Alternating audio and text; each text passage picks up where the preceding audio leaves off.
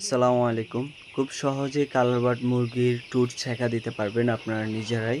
একজন খামারে যদি নিজেই নিজের মুরগির ঠোঁট ছেঁকা দিতে পারে, এক্সট্রা কোনো চার্জ লাগে না অন্য একজন ডক্টর এনে বা যারা ঠোঁট ছেঁকা দেয় তাদেরকে এনে ঠোঁট ছেঁকা দেওয়ালে প্রতি পিস মুরগিতে ৮ আনা বা ৳১ করে নেয়। তো এই পদ্ধতি অবলম্বন করলে আপনারা নিজেরাই দিতে পারবেন। দেখুন একটা বার্নার স্বর্ণকারের দোকানে একটা হিট দেওয়ার যে একটা বোতল থাকে, বার্নার বলে ওটাকে।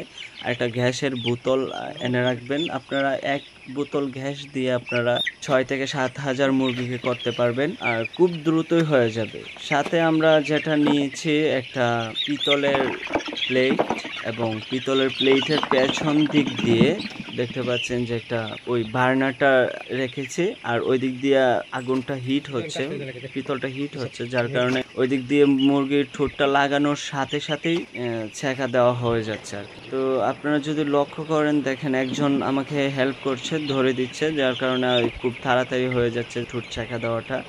এই পদ্ধতি অবলম্বন করে আপনারা নিজেরাই ঠোঁট ছেঁকা দিয়ে দিতে পারেন খুব তাড়াতাড়ি। ১,০০০ মুরগিতে মোটামুটি এক ঘন্টা ১ ঘন্টা ২০ মিনিট লাগবে আর কি। আমি যে পিতলের প্লেটটা নিয়েছি সেটা অপশনাল। আপনারা চাইলে স্টিলের প্লেট নিতে পারেন, যেকোনো মেটাল জাতীয় জিনিস নিতে পারেন, কোনো সমস্যা নেই।